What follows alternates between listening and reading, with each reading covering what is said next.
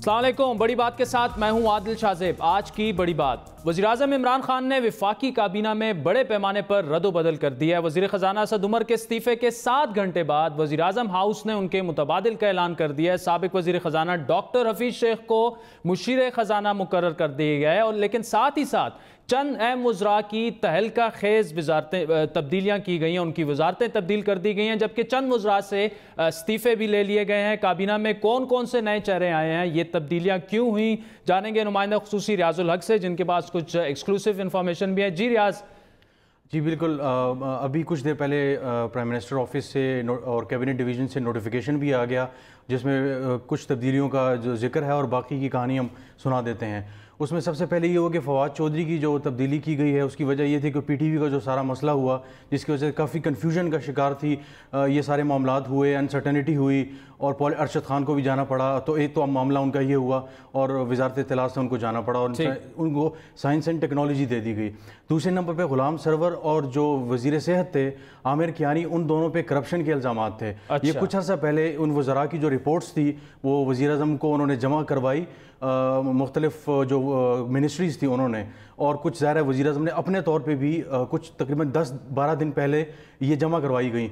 तो ये सारी जो थी काफ़ी दिनों से बात चल रही थी इस पर कि किस तरह इस मामले को देखा जाएगा। तो ये असद उमर का हो ये दूसरे मामलात हों, काफ़ी दिनों से ये इसको देखा जा रहा था। अच्छा, इसके साथ साथ फिरदौस आशिक अवान जो हैं वो काफ़ी अर्से से वज़ीर-ए-आज़म हाउस में वहाँ पे होती थी और मामलात को देखा जा रहा था। तो सुनगुन ये थी कि उनको भी शायद कोई ओहदा दिया जाएगा, तो उनको स्पेशल असिस्टेंट जो एडवाइज़र हैं वो इन्फॉर्मेशन की उनको बनाया गया प्राइम मिनिस्टर का। ठीक, और इसके अलावा जो ब्रिगेडियर एजाज शाह की बात कर रहे थे, उनको उन्होंने बना दिया है उसका इंटीरियर का, और पार्लिमानी उमूर का जो बनाया गया है वो आज़म सवाती को बनाया गया। अच्छा रियाज, इसमें आज़म सवाती का आपने नाम लिया, वो रिज़ाइन कर गए थे जब एक कंट्रोवर्सी डेवलप हुई थी, उन्होंने आईजी को उनके अहकामात पर चेंज किए गए, लेकिन ये तो बिल्कुल दोबारा से उनको कैबिनेट में डालना। और फिर सबसे कंट्रोवर्शियल तकर्री आज की कि नदीम बाबर को पेट्रोलियम का एडवाइज़र बना दिया गया। और नदीम बाबर के बारे में हमने गुज़श्ता 2 हफ्ते में जो खबरें यहाँ से ब्रेक की, एक तो ये कि जी वो उनकी अपनी कंपनी जो है ओरिएंट पावर, वो सुई नॉर्दर्न गैस की 1 अरब 10 करोड़ रुपए की डिफॉल्टर भी है। तो ये कॉन्फ्लिक्ट ऑफ इंटरेस्ट भी आ रहा है, वो कुछ कॉन्ट्रैक्ट के मामलात को भी देख रहे हैं, कुछ LNG की जिसकी तफसीलात जो हैं वो इंशाल्लाह हम नाज़रीन के सामने पीर वाले दिन रखेंगे। लेकिन इस तकर्री को कैसे देखा जा रहा है? ये आने वाले दिनों इन पर काफ़ी तफसील से शायद बात हो और तनकीद भी होगी कि पहले हम आज़म सवाती के मामले को लें तो आज़म सवाती को जिस तरह वो गया, बल्कि कहा यह जाता है कि जो साबिक़ा चीफ जस्टिस थे साकिब निसार, उन्होंने काफ़ी एक किस्म का दबाव डाला इनफॉर्मली और फॉर्मली भी अदालत में, तो उनको इस्तीफ़ा देना पड़ा अपनी वजारत से जो फवाद चौधरी को मिल गई है। तो इस पर काफ़ी सवाल उठेंगे कि पहले उनसे वजारत ली क्यों गई जब उनको अब दी गई है। और दूसरी तरफ जो है अब नदीम बाबर की आपने बात की, तो जिस टास्क फोर्स का उनको एनर्जी का सरबराह बनाया गया था उनकी आज तक उन्होंने एक मीटिंग भी नहीं की। एक डिफॉल्टर भी है, जिस तरह आपने जिक्र किया SNGPL को उन्होंने उनकी कंपनी ने पैसे देने जब वो CEO थे, एक वो मामला वो भी है। तो इसके अलावा नदीम बाबर जो है PDV की कमेटी में जो सिलेक्शन कमेटी थी MD की, उसमें भी डाला गया। उससे फिर हमने जब प्रोग्राम किया बड़ी बात में तो उनको हटा दिया गया। तो ये इस तरह की नैब में भी ये पेश हो चुके हैं, तकरीबन 3 दफ़ा ये नैब में पेश हो चुके हैं। जो 480 अरब रुपए की IPPs की जो अदायगियाँ की गई थी, जो डिलेड पेमेंट्स थी, जिनको ये डिफेंड करते हैं कि डिलेड नहीं थी, तो ये वो मामलात हैं कि इस तरह की जो मुतनाज़ा जो लोगों को लगाया गया है, तो इस पर आने वाले दिनों में काफ़ी शायद तनकीद होगी। ठीक है रियाजुल हक, बहुत बहुत शुक्रिया, thank you so much for joining us. नाज़रीन, अपोजिशन कह रही थी कि मईशत नहीं चल पा रही, सियासी तज्ज़ियाकार कह रहे थे कि मुल्क की मईशत को संभालना मुश्किल हो रहा है, माशी तज्ज़ियाकार बार बार कह रहे थे कि हुकूमत माशी चैलेंज से निमट नहीं पा रही, फैसलों में देर की जा रही है। ताहम वज़ीर-ए-आज़म इमरान खान का इसरार था घबराना नहीं, असद उमर उनकी टीम के ओपनर हैं और मईशत का मैच वो जिता के रहेंगे। और पूरी तरीके इंसाफ की तकरार ये थी कि माशी बदहाली की जिम्मेदारी जो है वो माजी की हुकूमतों पर उन्होंने आयद की, लेकिन असद उमर नए पाकिस्तान को माशी कामयाबी की तरफ लेकर जाएंगे। इस सब बयानबाजी और इल्जाम तराशी के दौरान आज अचानक वो खबर आई जिसने माशी तज्ज़ियाकारों के खदशात को दुरुस्त साबित किया। आज असद उमर ने ट्वीट के जरिए बताया कौम को कि वज़ीर-ए-आज़म इमरान खान काबीना में रद्द-ओ-बदल के नतीजे में चाहते हैं कि मैं यानी असद उमर वज़ारत ख़जाना की बजाय वज़ारत पेट्रोलियम संभाल लूँ, लेकिन उन्होंने फैसला ये किया कि काबीना में वो कोई ओहदा नहीं लेंगे। आज प्रेस कॉन्फ्रेंस अकेले ही बैठे असद उमर ने अपने फैसले की वजाहत किन अल्फाज में की?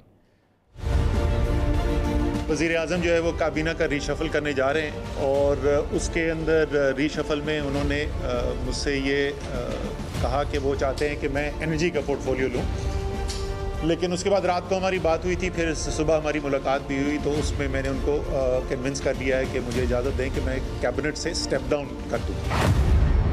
ظاہر ہے وزیر اعظم کے ذہن کے اندر اس سے بہتری آ سکتی ہے، اسی لیے وہ یہ کروا رہے ہیں۔ میں تو کوئی سازشوں کا حصہ بننے کے لیے نہیں آیا تھا، اگر کوئی کر رہا ہے تو ضرور کرے۔ میرے سے یہ بات پہلی دفعہ کل رات کو ہوئی۔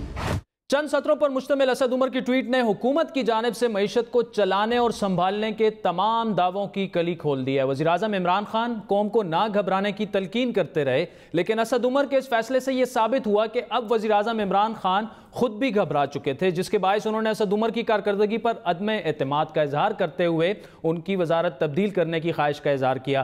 دلچسپ بات یہ ہے کہ اسد عمر سے متعلق اس طرح کی خبریں گزشتہ کئی ہفتوں سے گردش میں تھی، تاہم خود اسد عمر بھی اور تحریک انصاف کے اہم ترین وزراء بھی اسد عمر کی رخصتی کی دو ٹوک الفاظوں میں تردید کرتے رہے۔ کرتے ہیں کہ آپ جا کے ہی جا رہے ہیں یا نہیں جا رہے؟ ہزاروں خواہشیں ایسی کہ ہر خواہش پہ دم نکلے سر۔ یہ تو میں نے یہ ایک تو عمومی طور پہ تو چلتا ہی ہے، میں نے نوٹ کیا کہ جب بھی میں پاکستان سے باہر آتا ہوں، جب میں پرائم منسٹر کے ساتھ نہ ہوں، تو پھر تو پیچھے سے ضرور چلتا ہے وہ چورن جو ہے وہ بکتا ہے۔ میری بڑی بہترین زندگی گزر رہی تھی، مجھے عمران خان صاحب نے کہا کہ، اور وہ الفاظ یوز کرتے تھے، اسد پاکستان کو تمہاری ضرورت ہے۔ وہ ہم چھوڑ کے سب آ گئے تھے عمران خان صاحب کے ساتھ پاکستان کی بہتری کام کرنے کے لیے۔ تبدیلی یا اس قسم کی بات معاشی ٹیم میں کبھی ڈسکس نہیں ہوئی میرے سامنے۔ اسد عمر صاحب رہ رہے ہیں اس کا مطلب، اور اسد عمر صاحب پہ بڑا اعتماد ہے وزیر اعظم صاحب کو، ان کی پوری ٹیم پہ۔ لیکن وزارت خزانہ بڑی اہم وزارت ہے، کیا آپ نہیں سمجھتے کہ پرائم منسٹر صاحب کو کھل کر آ کے یہ بتا دینا چاہیے کہ اسد عمر کو تبدیل نہیں کیا جا رہا تھا؟ جہاں تک آپ کا یہ کہنا کہ وزیر اعظم صاحب کو ٹویٹ پہ کوئی ڈیفنس وغیرہ ان کی کرنی چاہیے، آنا چاہیے، دیکھیں وزیر خزانہ کو وزیر اعظم کا مکمل اعتماد حاصل ہے، اور میڈیا میں خبریں آتی رہتی ہیں۔ ایک خبر آئی ہے جس کی میرے پاس کی کوئی ویراسٹی، کوئی حقیقت میرے پاس کی کوئی کنفرمیشن نہیں ہے۔ حکومت جو ہے وہ سٹیبل ہے، اور ساری کابینہ وزیر اعظم صاحب کی مرضی سے بیٹھے کام کر رہی ہے، اور سب کو ان کا اہم بات یہ نہیں کہ اسد عمر جانے والے تھے یا نہیں جانے والے تھے، اسد عمر کے حوالے سے وزراء واقف تھے یا نہیں تھے۔ اہم سوال یہ کہ اسد عمر کے جانے کی وجہ کیا ہے، یہ جاننے سے پہلے ذرا ماضی میں جھانکنا پڑے گا۔ اسد عمر وہ واحد شخصیت تھے جن کے بارے میں عمران خان الیکشن سے پہلے یہ اعلان کر چکے تھے کہ اگر تحریک انصاف حکومت میں آئی تو اسد عمر اس ملک کے وزیر خزانہ ہوں گے۔ میں آج اپیل کرتا ہوں کہ آپ نے اسد عمر کو جتانا ہے۔ اسد عمر کو اس لیے جتانا ہے کیونکہ انشاءاللہ اگر تحریک انصاف کی حکومت آتی ہے، اسد عمر ہمارے فائنانس منسٹر ہوں۔ فائنانس منسٹر کی اس لیے ضرورت ہے آج سب سے زیادہ منسٹریز میں، کیونکہ کبھی بھی پاکستان کی تاریخ میں اتنا بڑا معاشی بحران نہیں ہے جو آج ہے۔ یہ تھا وہ اعتماد اور صلاحیت پر بھروسہ جو وزیراعظم عمران خان کو خود بھی تھا، اور وہ عوام کو بھی یہی بتاتے رہے کہ اسد عمر ہی ملک کے معاشی مسائل کا حل ہے۔ یہاں میں ایک بڑے مشکل سرکمسٹانسز کے اندر ہماری جو اکنامک ٹیم نے پرفارم کیا ہے، میں آج ان کو کریڈٹ دینا چاہتا ہوں۔ اس میں فائنانس منسٹری، اس میں کامرس منسٹری، انہوں نے پلاننگ منسٹری، ان سب نے بڑا رول پلے کیا ہے۔ بڑے مشکل سرکمسٹانسز تھے یہ، لیکن جو ہم اس سے نکلے ہیں، میں ان کو آج اسپیشل کریڈٹ دینا چاہتا ہوں۔ یہ ہماری اکنامک ٹیم کو کریڈٹ جاتا ہے کہ ان مشکل حالات میں انہوں نے اس طرح کی ایک ایٹماسفیئر بنایا کہ لوگ شاید عمران خان کی یہی وہ تھپکیاں تھیں جس کی بنیاد پر اسد عمر بھی معیشت سنبھال لینے کے دعوے بھی کرتے رہے اور کریڈٹ بھی لیتے رہے، کیونکہ وہ کہتے تھے کہ بیلنس آف پیمنٹ کا کرائسس ٹل گیا ہے، کبھی وہ کہتے تھے فوری کوئی بحران نہیں ہے، ٹل چکے ہیں سارے بحران، کبھی وہ کہتے تھے کہ معیشت آئی سی یو سے نکل کر جنرل وارڈ میں شفٹ ہو گئی ہے۔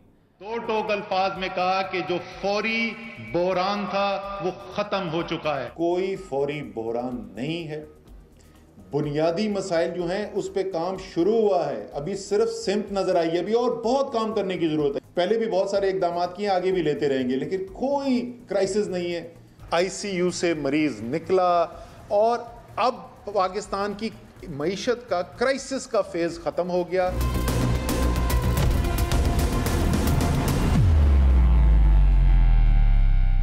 معاشی سرجن اسد عمر صاحب نے مریض معیشت کو ICU سے جنرل وارڈ میں منتقل کرنے کا اعلان تو کیا، لیکن ہسپتال کے سربراہ عمران خان نے مریض کی صحت پر عدم اعتماد کرتے ہوئے اسے دوبارہ ICU میں بھیج دیا ہے۔ اب یہ سوالات بھی اٹھ رہے ہیں کہ اسد عمر نے معیشت کو کس حال میں چھوڑا ہے۔ سب سے بڑا سوال اسد عمر کی فیصلہ سازی کی صلاحیت پر اٹھایا جا رہا ہے، جب انہوں نے IMF کے پاس جانے میں ضرورت سے زیادہ تاخیر کی اور تاحال بھی معاہدہ طے نہیں پا سکا۔ عالمی اداروں کے مطابق پاکستان کی معاشی ترقی کی شرح 3% تک گر جائے گی آئندہ چند سالوں میں، اور بقول IMF پاکستان کی معیشت خطے کی معاشی ترقی پر بوجھ بن جائے گی۔ ملک میں افراط زر یا مہنگائی تاریخ کی بلند ترین سطح 9.4% تک جا پہنچی ہے۔ ٹیکس ریونیو کے ہدف میں 488 ارب کا شارٹ فال ہے، کمی ہے۔ روپے کی قدر میں 30% تک کمی کی گئی ہے، اس کے باوجود برآمدات میں جو ہے وہ اضافہ نہیں ہو پایا۔ موجودہ حکومت نے ماضی کی حکومت کے مقابلے میں 3 گنا زیادہ قرضے لیے، جو تقریباً 3300 ارب روپے تک جا پہنچے ہیں۔ سٹاک مارکیٹ 3 سال کی کم ترین سطح پر آ گئی ہے، جو اگست 2018 میں 42,000 پوائنٹس پر تھی اور اب 36,000 پوائنٹس تک آ گئی ہے۔ اس مشکل معاشی صورتحال کا ادراک اور اندازہ شاید اسد عمر کو بھی اب کھل کر ہو گیا ہے، تبھی انہوں نے آنے والے وزیر خزانہ کو ابھی سے خبردار کر دیا ہے جو ان کی وزارت کا قلمدان سنبھالیں گے۔ اور یہ نہ ان سے کوئی ایکسپیکٹ کرے کہ معجزے ہوں گے اور اگلے 3 مہینے کے اندر جو ہے وہ دودھ اور شہد کی ندیاں بہیں گی۔ یہ ضروری ہے کہ یہ فیصلہ فوری طور پر کیا جائے، کیونکہ آپ ایک جا رہے ہیں IMF کے پروگرام کے اندر، جو اگلا بجٹ آپ کا آئے گا وہ بجٹ جو ہے وہ اس IMF کے پروگرام کو ریفلیکٹ کرے گا۔ اس لیے جو شخص آگے ذمہ داری لے رہا ہے اس پروگرام کو امپلیمنٹ کرنے کے لیے آلریڈی لیٹ ہے۔ یہ اگر اس سے 1 مہینے پہلے ہوتا تو اور بہتر ہوتا۔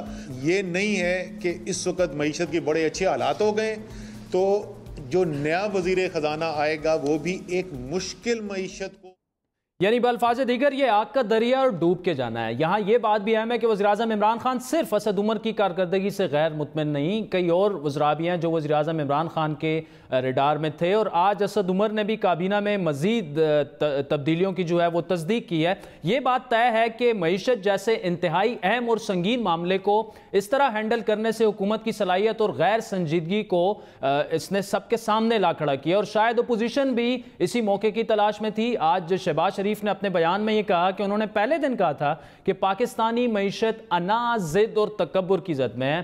پہلے ہی دن میثاق معیشت کی پرخلوص پیشکش کی تھی، یہ کہنا تھا شہباز شریف کا کہ وقت ضائع نہ کیا جاتا تو ملک کو معاشی تباہی کا سامنا نہ کرنا پڑتا۔ پیپلز پارٹی کے چیئرمین بلاول بھٹو نے اپنے رد عمل میں یہی کچھ کہا۔ وہ جو بیل آؤٹ پیکیج ہے 9 مہینے بعد اسد عمر اس پہ بھی کام کر رہا تھا، اس کے کردار پہ خوش نہیں ہوں گے تو انشاءاللہ تعالیٰ اس سٹیپ سے لینے سے ہمارا جو معاشی صورتحال ہے، حکومت کی معاشی پالیسیز میں بہتری آئے گی، اور انشاءاللہ تعالیٰ باقی جو وزیر ہیں جن کے تعلق ہے کالعدم تنظیموں کے ساتھ، جن کے رابطے ہیں کالعدم تنظیموں کے ساتھ، وہ بھی جلد۔ ملک کی ابتر معاشی صورتحال میں حکومت کے لیے یہ کتنا سنگین بحران ہے، اور کیا اب حکومت اس بحران سے نکل کر ملک کی معیشت کو سنبھالنے کی صلاحیت رکھتی بھی ہے یا نہیں؟ اور بڑی بات کا بڑا سوال یہ ہے کہ اسد عمر کو تبدیل کرنا بھی تھا تو کم از کم 1 ماہ پہلے کیا جاتا، انہیں بجٹ تک کام کرنے دیا جاتا، کیونکہ اگلے ہفتے IMF کا وفد جو ہے پاکستان پہنچنے والا ہے۔ بیل آؤٹ پیکیج کی ڈیٹیلز فائنل ہونی ہیں، اس کے بعد پاکستان نے ورلڈ بینک اور ایشین ڈیولپمنٹ بینک سے قرضے کے لیے معاملات طے کرنے تھے، حکومت نے بجٹ پیش کرنا تھا۔ ایسے میں ایک نیا وزیر خزانہ جو ہے وہ ان سنگین چیلنجز سے کیا نمٹ پائے گا؟ تفصیلی بات کریں گے سینئر صحافی اور تجزیہ کار سہیل وڑائی صاحب ہمارے ساتھ موجود ہیں۔ اس کے علاوہ معاشی امور پر بات کریں گے ڈاکٹر اشفاق حسن خان اور ڈاکٹر عابد قیوم سلیری صاحب ہمیں جوائن کریں گے، لیکن پہلے اس تمام کیبنٹ کا جو ری شفل ہوا اور اسد عمر صاحب کی ریپلیسمنٹ تھی اس کے پولیٹیکل اینگل پر بات کریں گے سہیل وڑائی صاحب سے۔ وڑائی صاحب، کل ہی آپ نے کالم لکھا عمران خان صاحب کو کہ جی آپ نے یہ کہا کہ کسی کی قربانی دینی پڑے گی، آج اسد عمر صاحب کی انہوں نے قربانی تو دے دی، لیکن ایک بڑا اچانک ایبرپٹ فیصلہ کیا گیا، ٹائمنگ پر اعتراضات اٹھائے جا رہے ہیں کہ کوئی متبادل تیار نہیں ہے، تو کیا آپ سمجھتے ہیں کہ طوفان میں گھری یہ کشتی طوفان سے نکل بھی پائے گی؟ کم از کم مزید گرداب میں نہیں جائیں گے۔ اکانومی جس رفتار سے نیچے جا رہی تھی کم از کم اس رفتار سے نہیں جائے گی، کیونکہ اسد عمر صاحب اپنے 8 ماہ میں نہ تو جو سرکاری کارپوریشن تھی ان کے مستقبل کے بارے میں کوئی فیصلہ کر سکے، ना IMF जाने की टाइमिंग के बारे में तय कर सके, ना रुपये की डेप्रिसिएशन के बारे में खुद कोई फैसला कर सके, मार्केट फैसला करती रही। तो उनकी सबसे बड़ा कारनामा यही रहा कि उन्होंने कोई फैसला नहीं किया। तो इस वजह से मेरा ख्याल है कि जो भी आएगा वो कोई ना कोई फैसले करेगा, और हम कम से कम ये तो सोच सकेंगे कि 6 महीने बाद या साल बाद कुछ मईशत के अंदर। अच्छा वड़ाई साहब, असद उमर साहब तो मुस्ताफ़ी हो गए, लेकिन एक नुक्ता नज़र ये भी है कि उनको पहले तो एक हीरो और मजबूत इकोनॉमिस्ट के तौर पर खुसूसन 2012 से खान साहब खुद ही पेश करते रहे थे। फिर इन 8-9 माह में वो जिस तरीके से उन्हें असद उमर को डिफेंड करते रहे, ये जो गलत फैसले और असद उमर को डिफेंड करने की जिम्मेदारी है, ये तो वज़ीर आज़म साहब को खुद भी लेनी चाहिए। सारा मलबा असद उमर पर गिराना तो सही नहीं होगा। ज़ाहिर है बेसिकली तो कैप्टन की ही टीम होती है, लेकिन कैप्टन अपनी टीम चेंज भी करता रहता है। वो देखता है कि अगर ये विंग कमजोर है तो उसको हक है वो चेंज करे। ये तो बहरहाल आपकी बात दुरुस्त है कि खान साहब की सिलेक्शन ठीक नहीं थी, लेकिन ये भी बहादुराना फैसला है कि उन्होंने ये फैसला किया कि मेरी सिलेक्शन गलत थी और अब मैं इसको। अच्छा वड़ाई साहब, अगर सियासी सूरत हाल की बात की जाए तो वज़ीर आज़म साहब के लिए चैलेंजेस बढ़ते नजर आ रहे हैं। बजट भी पेश करना है, आज खान साहब ने आर्मी चीफ से भी मुलाकात की है, मामलात पर उनको भी कॉन्फिडेंस में लिया। अपोजिशन ने दूसरी जानिब आस्तीनें चढ़ा रखी हैं, बजट के बाद वो भी टफ टाइम देंगे। क्या मुश्किलात उनकी बढ़ती नजर आ रही हैं आपको? नहीं, मेरा ख्याल है अपोजिशन तो इस पोजीशन में नहीं है कि कोई हुकूमत को टफ टाइम दे। फौज और PTI अभी तक तो एक पेज पर नजर आते हैं, और मेरा ख्याल है कि ये जो तब्दीलियां हुई हैं इससे फौरी तौर पर तो कुछ हालात में बेहतरी आएगी, लेकिन ये कुछ और कुर्बानियां देनी पड़ेगी। पंजाब गवर्नमेंट के जो हेड है और KP गवर्नमेंट के जो हेड है, उनके बारे में भी यही खबरें आती हैं कि उनसे मामलात चल नहीं रहे। तो मेरा ख्याल है जहाँ जहाँ कमजोरियां हैं अगर उसको ठीक कर लें तो एक तो जाहिर है रियासत पाकिस्तान अच्छी तरह चल सकेगी, और इमरान खान की हुकूमत भी मजबूत होगी। उन्हें ये तब्दीलियां करनी चाहिए। पोजीशन में नहीं है कि वो कोई तब्दीली ला सके। जब तब्दीली आएगी PTI के अंदर से ही तब्दीली आएगी। मुझे नहीं लगता कि अपोजिशन अभी इस पोजीशन में है या उसके मामलात अभी भी रियासती अदारों के साथ ऐसे हैं कि उन्हें इक़्तिदार मिल जाए। अच्छा, अगर PTI के अंदर की बात की जाए वड़ाई साहब, तो आज के फैसले से तो ये लग रहा है कि तरीन साहब का ग्रुप जो है वो काफ़ी हावी नज़र आ रहा है, उनके हक में फैसले हुए हैं आज। अभी खबरें ये आ रही हैं कि जो सरवर खान साहब से भी जो है वो इस्तीफ़ा ले लिया गया। उन्होंने पहले इनकार किया, पार्टी छोड़ने तक उन्होंने धमकी दे दी। क्या शाह महमूद और तरीन साहब की शक्ल में मौजूद जो ग्रुपिंग है PTI में, वो आपको बढ़ती नज़र आ रही है? नहीं, मेरा ख्याल है अभी तो इमरान खान ऐसी में है कि पार्टी उनके कंट्रोल में है, लेकिन आगे जाकर जाहिर है ये जो ग्रुपिंग है जो खत्म नहीं हो सकी कभी भी। शाह महमूद कुरैशी ग्रुप है, तरीन ग्रुप है, चौधरी सरवर साहब की भी एक अपनी लॉबी है, इसी तरह बहुत सारे और होपफुल्स हैं, बहुत सारे नाराज लोग हैं, लेकिन अभी इनमें सबसे टावरिंग पर्सनैलिटी सिर्फ इमरान खान है, और वो मैनेज कर सकते हैं अभी भी सूरत हाल को अगर वो इस तरफ तवज्जो दे। मैं नहीं समझता कि कोई भी इतना बड़ा है कि वो इमरान खान से अभी बगावत कर। वड़ाई साहब, आपने पंजाब की बात की, तो बुज़दार साहब को क्या इसके बाद जल्दी वज़ीर आज़म साहब चेंज कर देंगे या थोड़ा वेट करेंगे कि नहीं, जो फेडरल कैबिनेट में जो वज़रा आए हैं वो थोड़ा सा पोर्टफोलियोज के साथ सेटल डाउन हो जाए, उसके बाद बुज़दार साहब को तब्दील किया जाएगा, या जल्दी आप एक्सपेक्ट कर रहे हैं? बस असल में फैसला ये करना होगा कि क्या बजट से पहले किया जाए या बाद में किया जाए। ठीक, क्योंकि बजट एक बड़ा मुश्किल मरला होता है। अरकान असम्बली आमतौर पर रूठ जाते हैं, वोट उनसे लेना पड़ता है हर चीज के ऊपर। फाइनेंस बिल जो है वो बड़ा इम्पोर्टेंट होता है। तो ये हुकूमतें सोच समझ के फैसले करती हैं कि क्या जो भी उन्होंने करना है आइंदा कुछ अरसे में वो बजट से पहले करेंगे या बाद में। ये अभी मेरा ख्याल है कि इस पे सोचा जाएगा कि कौन सा वक्त जो है वो मुनासिब होगा, लेकिन सूनर द बेटर। जितनी जल्दी हो जाए उतना इमरान खान के लिए अच्छा है, क्योंकि जो वक्त गुजरता है खराबी बढ़ती जाती है और फिर उस खराबी को ठीक करना मुश्किल होता जाता है। ठीक, سہیل وڑائچ صاحب بہت بہت شکریہ, thank you so much for joining us. ناظرین وقت ہوا چاہتا ہے ایک بریک کا, جس کے بعد ہم بات کریں گے کہ جس کی وجہ سے وزیر اعظم صاحب کو آج اسد عمر صاحب کو گھر بھجوانا پڑا, وہ یہ ہے کہ پاکستانی معیشت کیا وہ ابھی ٹریک پر آ سکے گی. بات کریں گے ڈاکٹر اشفاق حسن خان اور ڈاکٹر عابد قیوم سلیری, اکنامک ایڈوائزری کونسل کے ممبر ہیں, دونوں ماہر معیشت ہیں. ہمارے ساتھ رہیے.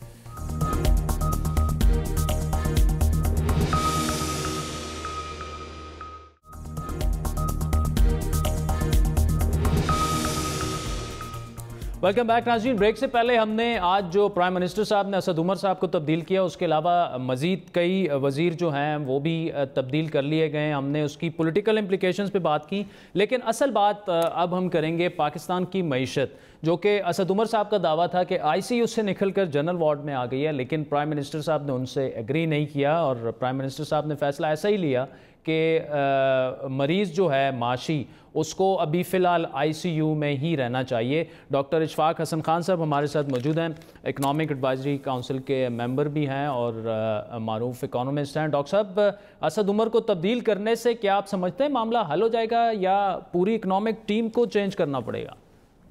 میں سوچتا ہوں کہ یہ بہت ہی ڈیفیکلٹ ڈیسیجن تھا پرائم منسٹر کے لیے لینا, کہ ایسے کریٹیکل ٹائم پہ اپنے ملک کے فنانس منسٹر کو اور پارٹی کے ایک بہت اہم ممبر کو تبدیل کرنا, یہ بہت ایک تو کریجیس بات تھی اور بہت ہی ڈیفیکلٹ طریقے سے, کیونکہ پرائم منسٹر کی جو عادت ہے وہ اتنا یہ نہیں ہے.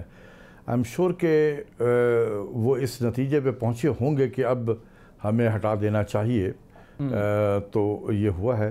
اور یہ this decision must have been a very difficult decision for the prime minister to take, لیکن ملک کے لیے انہوں نے لیا ہے. اب رہا کہ ایک اسد عمر کو تبدیل کر دینے سے کیا ٹھیک ہو جائے گا, نہیں. میرے خیال میں پوری اکنامک ٹیم جو ہے اس کو تبدیل کرنی پڑے گی. ایک آدمی کو ہٹانے سے کوئی فرق نہیں پڑے گا. اچھا, the economic team has to go. نئے ٹیم کو لایا جائے. چیلنجنگ بہت ہوں گے نئے ٹیم کے لیے, کیونکہ ہم نے ہمارے پاس اب ہم نے کوئی گیم پلان بھی تو کوئی نہیں بنایا, کیونکہ ڈے ون سے اگر ہمارے اندر میں یہ ہو جائے کہ ہم نے آئی ایم ایف میں جانا ہے تو ہم نے اپنے طور پہ ہم نے کیسے زندگی گزارنی ہے اس کے لیے. اچھا ڈاکٹر صاحب, یہ بتائیے, آپ نے کہا کہ پوری اکنامک ٹیم کو جانا چاہیے, صرف اسد عمر صاحب کے تبدیل کرنے سے معاملات ٹریک پر نہیں آئیں گے, تو یہ کس جانب آپ اشارہ کر رہے ہیں؟ کون کون سے لوگ ہیں اس میں؟ اس میں سب سے اہم پھر ہوتا ہے فائنانس منسٹر کے بعد گورنر سینٹرل بینک ہوتا ہے. پھر آپ کے پرائم منسٹر نے اور فائنانس منسٹر نے خود بھی ایف بی آر کے پہ اور ایف بی آر کے چیئرمین پہ کافی اپنے ڈسکمفرٹ کا اظہار کیا بھی تھا. تو شاید وہاں بھی کوئی کمزوری ہے, شاید وہاں کوئی نئی ٹیم, نیا ایف بی آر کا چیئرمین لایا جائے تو شاید کوئی بہتری آ جائے. اور اسی طریقے سے پلاننگ منسٹر بھی ہوتا ہے, کیونکہ وہ بہت اہم ہوتا ہے اور شاید ان کے پورٹ فولیو کو چینج کرنے کی ضرورت پڑے. تو یہ ہے یہ کورس. اچھا ڈاکٹر صاحب, ویسے تو اسد عمر پر کی پالیسیز پر تبھی سے تنقید کی جا رہی ہے جب سے پی ٹی آئی برسر اقتدار آئی ہے, لیکن اچانک اس فیصلے کی وجہ آپ کیا سمجھتے ہیں کہ ایبرپٹلی بڑا فیصلہ کیا گیا کہ جی اسد عمر صاحب جا رہے ہیں؟ دیکھیں, اصل وجہ تو پھر پرائم منسٹر کو ہی پتہ ہوگا. ہم تو گیس کر سکتے ہیں اور اپنے تجربے سے ہی بتا سکتے ہیں کہ آئی ایم ایف سے مذاکرات کے بعد واپس آنا اور آنے کے بعد, بلکہ وہ ابھی وہیں تھے تو یہ بات چیت پریس کے ذریعے سے آنی شروع ہو گئی تھی کہ ان کو تبدیل کیا جا رہا ہے. تو آئی ایم شیور کہ پرائم منسٹر کے پاس کوئی انفارمیشن تو پہنچی ہوگی واشنگٹن سے جہاں یہ مذاکرات کر رہے تھے. ہو سکتا ہے کہ جو پرائم منسٹر نے اپنی ایک اسٹیٹڈ گائیڈ لائن ان کو دی ہوگی کہ بھئی یہ اس سے پیچھے نہیں ہٹنا, تو وہ اگر وہاں ہٹ رہے ہوں گے ان سے مذاکرات میں اور یہ باتیں پرائم منسٹر تک پہنچی ہوں گی, تو ان کو لگا کہ بھئی جو میں نے گائیڈ لائن دی ہے یہ اس گائیڈ لائن پہ عمل نہیں کر رہے ہیں, لہذا انہوں نے یہ مناسب سمجھا کہ اس کو ہٹایا جائے اس ٹیم کو. ٹھیک ہے ڈاکٹر صاحب, آپ کے پاس دوبارہ آتے ہیں. ڈاکٹر عابد قیوم سلیری صاحب ہمارے ساتھ موجود ہیں. ڈاکٹر صاحب بہت بہت شکریہ, thank you so much for joining us. یہ فیصلہ جو اسد عمر والا تھا, ابھی ڈاکٹر اشفاق صاحب یہ کہہ رہے ہیں کہ جی صرف اسد عمر کے جانے سے جو ہے وہ معاملات حل نہیں ہوں گے. پوری کی پوری اکنامک ٹیم جو ہے اس کو گھر بھجوانا پڑے گا. ایک تو یہ کہ کیا آپ اس سے ایگری کرتے ہیں؟ دوسرا انہوں نے یہ کہا کہ جی ڈیسیجن کی اصل وجہ جو ہے وہ یہ ہے کہ آئی ایم ایف کے ساتھ وہ کچھ ایسے معاملات طے کر گئے تھے جو شاید پرائم منسٹر صاحب کو پسند نہیں آئے. میرا نہیں خیال, تھوڑا سا میں بڑے رسپیکٹ کے ساتھ ڈس ایگری کر رہا ہوں گا. اصل چیز یہ ہے کہ اس وقت جو آپ کا اقتصادی صورتحال ہے, اگر تو ہم یہ ایکسپیکٹ کر رہے ہیں کہ حفیظ شیخ صاحب آ کے اگلے 6 مہینے یا 1 سال میں بالکل ہر چیز ہری بھری کر دیں گے اور جو سبسڈی بھی دے رہے ہوں گے, الیکٹریسٹی کے ٹیرف بھی نہیں بڑھ رہے ہوں گے, گیس کے ٹیرف بھی نہیں بڑھ رہے ہوں گے, روپیہ جو ہے اس کی دوبارہ سے اوور ویلیویشن ہو جائے گی, تو یہ بہت خام خیالی ہوگی اور یہ یقینی طور پہ حفیظ شیخ صاحب ایسا نہیں کرنا چاہیں گے اور نہ ہی وہ ایسا کر پائیں گے. چاہیں گے بھی تو نہیں کر پائیں گے. تو ایک چیز تو یہ ہے کہ جو ڈائریکشن تھی, جو پالیسیز تھیں, میرا خیال ہے انہی کی کنٹینیوشن جو ہے وہ چل رہی ہوگی. دوسری چیز جو ہے اگر آپ دوسرے انڈیکیٹر سے دیکھتے ہیں تو وہ یہ ہے کہ کیا جو انفلیشن تھی اس میں کچھ کمی آ رہی ہوگی, جب مہنگائی جو ہے وہ کنٹرول ہو رہی ہوگی. وہ اگین رمضان میں آپ دیکھیں گے تو اسی طرح سے مہنگائی ہوگی اور اس کا تعلق بہت کم فنانشل پالیسیز سے ہوگا, اس کا زیادہ تعلق جو ہے وہ ایڈمنسٹریٹو میئر سے ہوگا. بات اصل میں یہ ہے جو میں سمجھ رہا ہوں کہ prime minister being cricket captain, بعض اوقات وہ اپنے بیٹسمین جو تھے ان کے آرڈر چینج کر رہے ہوتے ہیں, بعض اوقات وہ اپنے بیٹسمین کو ڈکلیئر کر کے ان کی جگہ نئے بیٹسمین بھیج رہے ہوتے ہیں. تو وہ ایگزیکٹلی یہی چیز جو ہے وہ کیبنٹ میں کر رہے ہیں. انہوں نے کچھ منسٹرز کے پورٹ فولیو جو ہے وہ چینج کیے ہیں, کچھ منسٹرز کو, کیونکہ اس کو صرف اگر اکیلے اسد عمر کا پورٹ فولیو چینج ہو رہا ہوتا تو ہم یہ سب کچھ کہہ سکتے ہیں جو کہ ڈاکٹر صاحب فرما رہے ہیں. لیکن جب آپ انفارمیشن منسٹر کو بھی دیکھتے ہیں, ہیلتھ منسٹر کو بھی دیکھتے ہیں, انٹیریئر کو بھی دیکھتے ہیں, پیٹرولیم کو بھی دیکھتے ہیں, تو پھر میرا خیال ہے کہ یہ تھوڑا سا اس کو براڈر کانٹیکسٹ میں دیکھیں. ڈاکٹر صاحب اس کی یہ جو ڈیسیجن ہے اسے ایک نقطہ نظر یہ بھی ہے کہ یہ ایل ٹائم تھا. یا تو اسد عمر صاحب کو مہینہ 1.5 پہلے چینج کیا جاتا جب وہ واشنگٹن جو نئے ابھی حفیظ شیخ صاحب آ گئے ہیں وہ چلے جاتے وہاں پہ, اور یا ان کو بجٹ پیش کرنے دیا جاتا اس کے بعد. کیونکہ دیکھیں ابھی آئی ایم ایف کے ساتھ معاملات تو طے پا گئے ہیں لیکن ان کا وفد اگلے ہفتے آ رہا ہے, وہ ٹیکنیکل ڈیٹیلز انہوں نے طے کرنی ہے. پھر اسد عمر صاحب نے اپنی پالیسی یہ بنائی تھی کہ آئی ایم ایف کے بعد ہم نے جانا ہے ورلڈ بینک اور ایشین ڈیولپمنٹ بینک سے 6 سے 8 بلین ڈالرز ہم نے لینے تھے, پھر بجٹ پیش کرنا ہوگا. تو یہ ساری چیزیں جو ہیں اچانک حفیظ شیخ صاحب کر سکیں گے؟ بڑا دیکھیں آئی ایم ایف کے ساتھ معاملہ طے کرنا, ورلڈ بینک کے ساتھ کرنا, وہ تو گورنر اسٹیٹ بینک اور سیکٹری فائنانس کر رہے ہوں گے اور یہ ساری چیزیں جو ہیں وہ چلتی رہیں گی. حفیظ شیخ صاحب کا اپنا بھی ملٹی لیٹرز کے ساتھ ڈیل کرنے کا ایکسپیرینس ہے. اگر اس کو بجٹ کے بعد چینج کیا جاتا تو پھر حفیظ شیخ صاحب جو ہے وہ یہ کہنے پہ مجبور ہو جاتے ہیں کہ جی بجٹ جو ہے وہ تو اسد عمر بنا کے چلے گئے اور اب مجھے امپلیمنٹیشن کا کہا جا رہا ہے. ایگزیکٹلی وہی چیز جو کہ اسد عمر صاحب مفتاح اسماعیل صاحب کے بجٹ کے بارے میں کہہ رہے تھے. تو اس لحاظ سے دیکھا جائے تو میرا خیال ہے کہ یہ اپروپریٹ مومنٹ ہے. اگر کوئی چینج اس طرح کی لانی ہی تھی تو اس میں اب حفیظ شیخ صاحب کا جو پہلا ٹیسٹ ہوگا وہ مئی 2019 کا جو بجٹ ہے وہ ان کا پہلا ٹیسٹ ہوگا کہ ایز اے فائنانس منسٹر کتنی وہ آؤٹ آف باکس تھنکنگ دیتے ہیں اور کون سی ایسی انوویشن لے کے آتے ہیں جس کو کہ آپ کا جو کرائٹیریا ہے وہ میٹ کر سکے. لیکن میں دوبارہ سے ریکارڈ پہ کہنا چاہوں گا کہ اس کا قطعی طور پہ میرا نہیں خیال کہ یہ مطلب ہے کہ اسد عمر ایک ناکام وزیر خزانہ ثابت ہوئے. یہ ضرور ہے کہ جس طرح کے حالات میں ان سے جس پرفارمنس کو شاید پرائم منسٹر چاہ رہے تھے اگر وہ نہیں دے پائے تو ہی از ٹیسٹنگ انادر ون, اور لیٹس ہوپ کہ جو نئے آنے والے ایڈوائزر ٹو فائنانس ہیں وہ پرائم منسٹر کی ایکسپیکٹیشن کو میٹ کر سکیں. ٹھیک ہے ڈاکٹر شفاعت صاحب یہ بتائیے حفیظ شیخ صاحب کے لیے یہ کتنا بڑا چیلنج ہوگا؟ کیا وہ اس کے لیے آپ سمجھتے ہیں کہ تیار ہوں گے؟ جو بھی اگر فائنانس ایڈوائزر اگر آتا تو کتنا چیلنجنگ ہے اس وقت اکانومی کو ٹریک پہ لے کے آنا؟ یہ تو اس وقت جو صورتحال ہے کہ ابھی جو نئی ٹیم جو بھی آئے گی اس کے لیے بہت چیلنجنگ ہوگا ان اے سینس کہ ایک ہم مذاکرات شروع کر چکے تھے آئی ایم ایف کے ساتھ میں. پتہ نہیں اسد عمر صاحب نے کس کس ایریاز میں ایگریمنٹ ان کو وعدہ بھی کر لیا تھا, کیونکہ جب وہ یہاں پہنچے تھے تو وہ یہی کہہ رہے تھے کہ ہم نے تمام ٹیکنیکل چیزیں جو ہیں وہ ہم نے کر لی ہیں اور ہم بس سب سائن کے قریب پہنچ گئے ہیں. تو اس کا مطلب یہ کہ بہت ساری چیزیں انہوں نے فائنلائز کر لی ہوگی. اب یہ جو بھی نیا فائنانس منسٹر آئے گا تو اس کو پھر ریویو کرنا پڑے گا یہ کہ یہ واقعی یہ پاکستان کے لیے یہ مناسب ہے, اس قسم کی کنڈیشنز हो सकता है कि इसमें IMF का प्रोग्राम भी डिले हो जाए। हमने कोई प्लान बी भी नहीं बनाया कि अगर IMF के प्रोग्राम में डिले हो या हम अब फैसला करें कि हमें नहीं जाना चाहिए तो व्हाट इज़ द नेक्स्ट, क्या प्लान है हमारा प्लान बी, वो भी हमने तैयार नहीं किया था। और मैं यही चीज़ डे 1 से कह रहा था कि यार कुछ तो अपने पैर पे खड़ा होने का तरीका सीखो, learn to live without IMF। ये मेरा डे 1 से था। अगर हम उस वक्त भी कुछ शुरू कर देते इस माइंड के साथ सेट में कि हमने नहीं जाना है, आप यकीन करें कि हम बहुत कुछ निकाल सकते थे कि जितने हमने अभी अपनी कौम पे, पाकिस्तानियों पे जितना हमने प्रेशर डाला है, गैस की प्राइसेस बढ़ाकर, बिजली की कीमतें बढ़ाकर और भी जो चीज़ें हमने की हैं, इससे मुझे लगता है कि हम इससे थोड़ा कम प्रेशर में भी हम साल 1.5 साल में हम निकल सकते थे अगर हम एफर्ट कर लेते अपने घर को सही करने के लिए। चलें डॉक्टर साहब, शुक्रिया। मुझे एक छोटी सी ब्रेक लेनी है नाज़रीन, और ब्रेक के बाद ये इंटरेस्टिंग गुफ्तगू जो है जारी रखते हैं, हमारे साथ रहिए।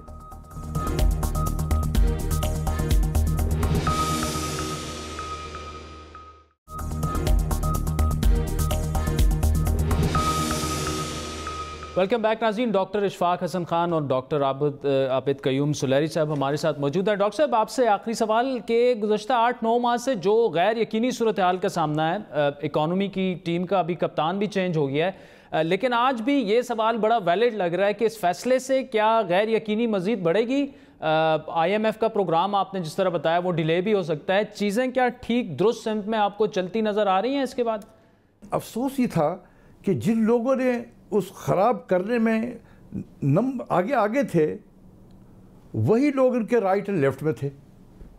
मतलब जिन्होंने तबाही फेरी है वही उनके बेस्ट पर्सन बने हुए थे, उनके इर्द गिर्द यही लोग थे। तो आप उन्हीं लोगों से कैसे बेहतरी एक्सपेक्ट करेंगे? तो इनको तो चाहिए था कि अपनी टीम को भी मिनिस्ट्री ऑफ फाइनेंस में तो तब्दील कर सकते थे। बहुत सारे वज़रा ने आके अपनी टीम तब्दील की, अगर नहीं की तो इन्होंने नहीं की। ये भी एक बहुत बड़ी गलती थी इनकी।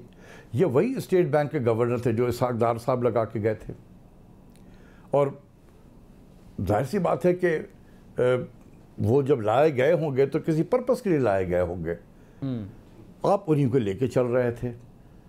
तो ये जो गलतियां हुकूमत से हुई हैं, ये एक्सेप्ट करना होगा कि इस हुकूमत से बहुत गलती हुई है चॉइस ऑफ मैन पावर के हवाले से, पॉलिसीज़ के हवाले से भी and choice of man power के हवाले से भी।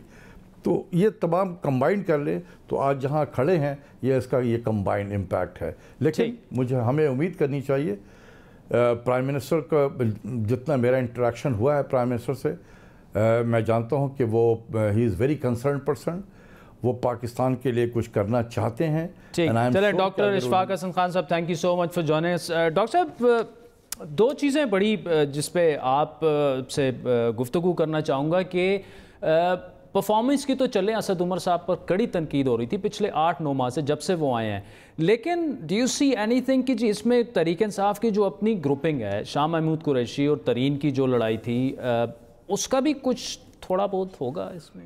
देखिए, मैं एक एक्सटर्नल ऑब्जर्वर के तौर पे ही देख सकता हूँ कि आज असद उमर के लिए जो एक सिर्फ लोन वुल्फ जो एक वाज़े हमायती थे कैबिनेट में, वो शाह महमूद कुरैशी साहब थे, और उन्होंने उनकी खिदमात का इतराफ़ भी किया और खुल के उन्होंने इतराफ़ किया।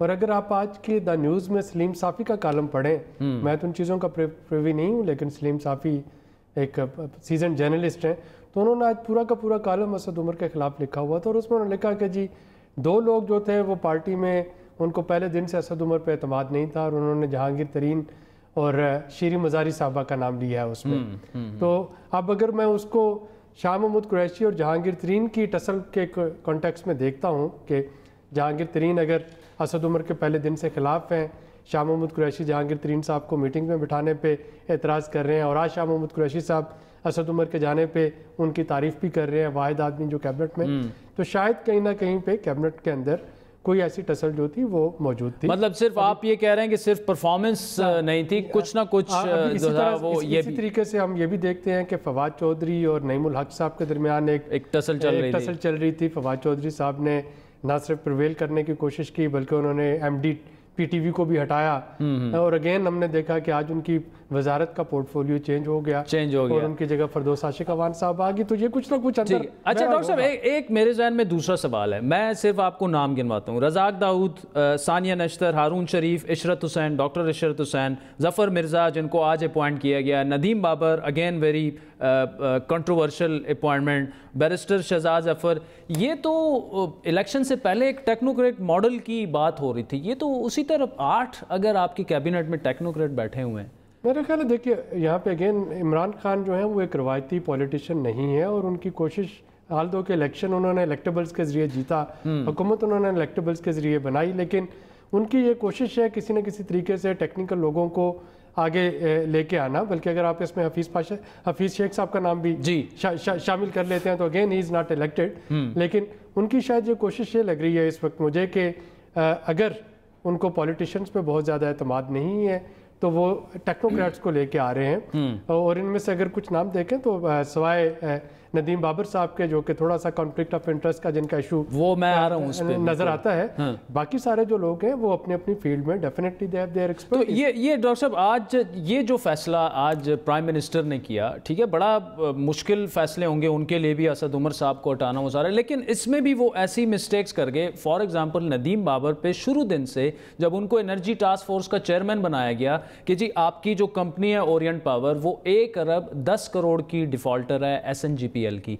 अब आपने उस शख्स को उठा के एनर्जी टास्क फोर्स का चेयरमैन बना दिया, खुला कॉन्फ्लिक्ट ऑफ इंटरेस्ट है, ठीक है। वो अब वो पैसे क्यों अदा करेगा, क्योंकि वो तो खुद अभी तो उसको एडवाइजर बना दिया है। तो ऐसे फैसले करने से तो फिर उन पर सवालात उठेंगे, उंगली उठेंगे। ये अगेन वो क्रिकेट कैप्टन जो है बाज़-औक़ात वो ब्लफ भी करवा रहा होता है, बाज़-औक़ात वो डार्क हॉर्सेस जो है वो भी ट्राई करता है। आपने देखा होगा कई दफ़ा विकेट कीपर से बॉलिंग करवाई जाती थी जिसका कि बॉलिंग से कोई ताल्लुक नहीं होता। तो मेरा ख्याल है कि is trying to be more innovative और मुख्तलिफ लोगों को इस्तेमाल करके उनका पोटेंशियल जो है वो देखना चाह रहे हैं। नहीं मुझे तो देखना चाह रहे हैं, लेकिन कॉन्फ्लिक्ट ऑफ इंटरेस्ट जो हाई मोरल ग्राउंड खान साहब ने खुद सेट किया हुआ है उसको तो ये यकीनी तौर पे या तो उनके नॉलेज में नहीं, और अगर नॉलेज में है तो जैसे उन्होंने बाबर अवान साहब को हट जाने का मशवरा दिया, जैसे उन्होंने और बहुत से लोग जिन पे इंक्वायरीज वगैरह चल रही थी, बल्कि मेरी इतलात के मुताबिक शौकत तरीन साहब के आज कैबिनेट में ना होने की एक बुनियादी वजह जो थी वो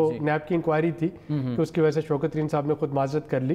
तो मुझे यकीन है कि अगर ये चीज़ प्राइम मिनिस्टर के नॉलेज में, अब चूँकि वो कैबिनेट में आगे पहले शायद ढकी छुपी बातें होती हैं, जो ही आप एक स्टेज पे पहुँचते हैं तो मीडिया जो है वो फौरी तौर पे कच्चा चक्का खोल देता है, फ्लैश कर देता है। तो हो सकता है कि जब ये फ्लैश हो तो प्राइम मिनिस्टर इसको रिव्यू करें इस अपॉइंटमेंट। चलें, होपफुली डॉक्टर आबिद क़य्यूम सलैरी साहब, thank you so much for joining us. नाज़रीन, आज के प्रोग्राम पर आपके फीडबैक के मुंतज़िर रहेंगे। हमारा ट्विटर हैंडल है @बड़ी बात। मुझे मेरी टीम से इजाज़त दीजिए।